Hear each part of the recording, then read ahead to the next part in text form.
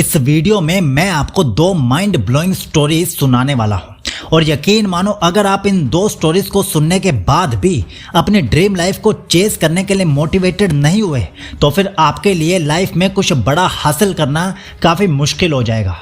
Initial stage पे खुद को एक राजा बनाने के लिए हमें सिर्फ और सिर्फ खुद का ही सपोर्ट चाहिए होता है, बाकी दुनिया तो बाद में सपोर्ट में आती है। और अगर आप अपनी ड्रीम लाइफ के लिए खुद को ही सपोर्ट नहीं कर सकते तो आपके बड़े बड़े सपने कांच की तरह टूटेंगे और आपके गोल्स अधूरे छूट जाएंगे। इसलिए अपनी कुर्सी की पेटी बांध लो और इन दो स्टोरीज को ध्यान से सुनना और वीडियो के एंड में मैं आपको दोनों स्टोरीज की समरी भी बताऊंगा ताकि आप इन दोनों स्टोरीज का अपनी लाइफ में बेस्ट इस्तेमाल कर सको। पहली स्टोरी सुनिए। इस कहानी में शायद आप खुद को ढूंढ पाओगे, तो ध्यान से सुनना। पहली स्टोरी में बात होगी दो बच्चों की। ये दोनों बच्चे ही आपकी और मेरी तरह मिडिल क्लास फैमिली में पैदा होते हैं और ये दोनों बच्चे ही बहुत ज़्यादा जीनियस नहीं होते बल्कि आपकी और मेरी तरह ही एवरेज माइंड के साथ पैदा होते हैं। एक बच्चा जहाँ रहता है वहाँ पर उसके घर के लोग, उसके आसपास के लोग, उसके दोस्त, सभी लोग उसे हर समय नीचा दिखाने की कोशिश करते रहते हैं। जब भी वो कोई बड़ी बात करता है, बड़े ड्रीम्स की बात करता है तो उसे चुप करा देते हैं। जब भी वो स्टॉक मार्केट की बात करता है तो बोलते हैं कि ये गैम्बल है, जुआ है। जब भी वो बिजनेस की बात करता है तो बोलते हैं कि इसमें बड़ा रिस्क होता है। और उसकी फैमिली में सिर्फ एक रिश्तेदार ऐसा होता है जिसने कुछ मेहनत करके एक अच्छे लेवल की जॉब हासिल करी होती है और उसका पूरा परिवार उस लड़के से यही उम्मीद करता है कि हमारा बेटा भी बड़ा होकर उसी रिश्तेदार की तरह मेहनती और एक नौकरी करने वाला नौकर बनेगा। लेकिन उस लड़के के सपने तो बड़े थे, उसे तो नौकरी करनी ही नहीं थी और अगर करनी भी थी तो उसे अपनी चॉइस की नौकरी करनी थी, ना कि वो नौकरी जो उसका रिश्तेदार करता था, क्योंकि दोनों के इंटरेस्ट अलग थे। लेकिन जैसे जैसे उस लड़के की एज बढ़ती जाती है वो अपना सेल्फ कॉन्फिडेंस, खुद पर विश्वास, अपनी पोटेंशियल सब कुछ खो बैठता है। रीज़न क्योंकि अगर आपके आसपास के लोग लगातार आपको डीमोटिवेट करते रहेंगे तो आज नहीं तो कल 80% चांसेस यही होंगे कि आप अपने ड्रीम्स पर क्विट कर दोगे। अब दूसरे बच्चे की कहानी सुनिए।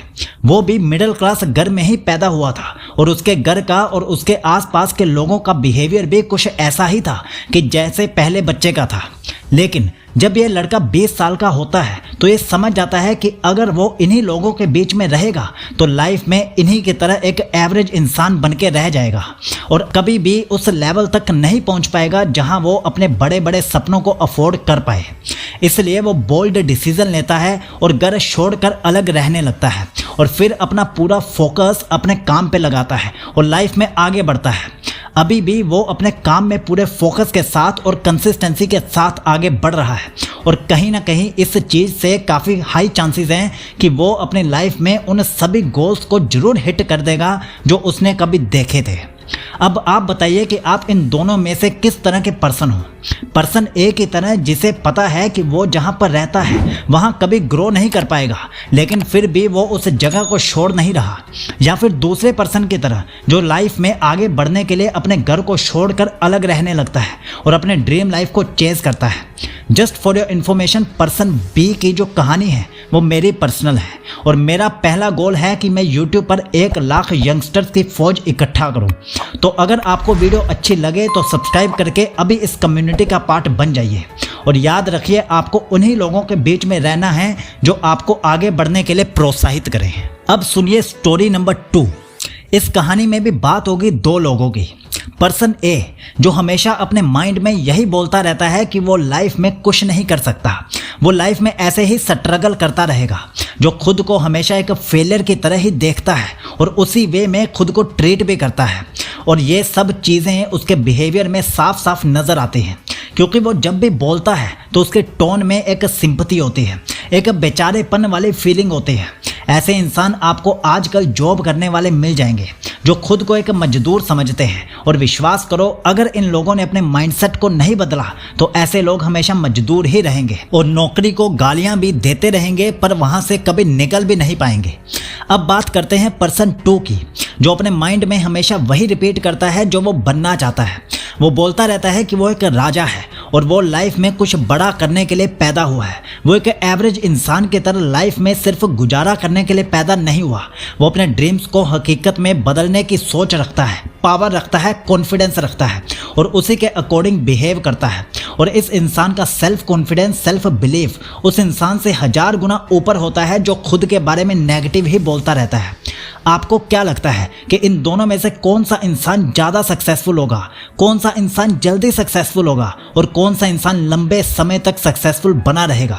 जवाब आपको खुद मिल जाएगा। अब सुनिए कि हमें इन दोनों स्टोरी से क्या सीखना चाहिए। पहली स्टोरी से हमें सीखना चाहिए कि ऐसा इंसान जिसके आसपास के लोग सपोर्टिव है, उसे एनकरेज करते हैं, आगे बढ़ने के लिए मोटिवेट करते हैं, ऐसे इंसान के सक्सेस के चांसेस उस इंसान से हमेशा ज़्यादा ही होते हैं जिस इंसान के आसपास के लोग उसे डीमोटिवेट करते हैं, उसे नीचा दिखाने की कोशिश में लगे रहते हैं। इसलिए हमेशा उन लोगों के बीच में रहिए जो आपको सपोर्ट करते हैं, ना कि वो लोग जो आपको डीमोटिवेट करते हैं। दूसरी स्टोरी से हमें सीखना चाहिए कि हमें कभी भी अपने माइंड में खुद के बारे में बुरा नहीं बोलना चाहिए, क्योंकि हमारी आउटर लाइफ सिर्फ हमारी इनर थिंकिंग का रिजल्ट होती है। इसलिए मैटर ये नहीं करता कि लोग आपके बारे में क्या सोचते हैं, मैटर ये करता है कि आप अपने आप को एक राजा की तरह ट्रीट करते हो या फिर एक भिखारी की तरह। आप खुद के बारे में जो भी सोचते हो आप हमेशा सही ही होते हो और आपका माइंड आपके थॉट्स को रियलिटी में बदलने में लगा ही रहता है। बस ये मैटर करता है कि आपके दिमाग में कौन सा विचार बार बार आता है और कितनी फोर्स के साथ आता है। इसलिए अपने माइंड में वही चीज़ें रिपीट कीजिए जो आप चाहते हो कि आपके लाइफ में हकीकत में बदलें।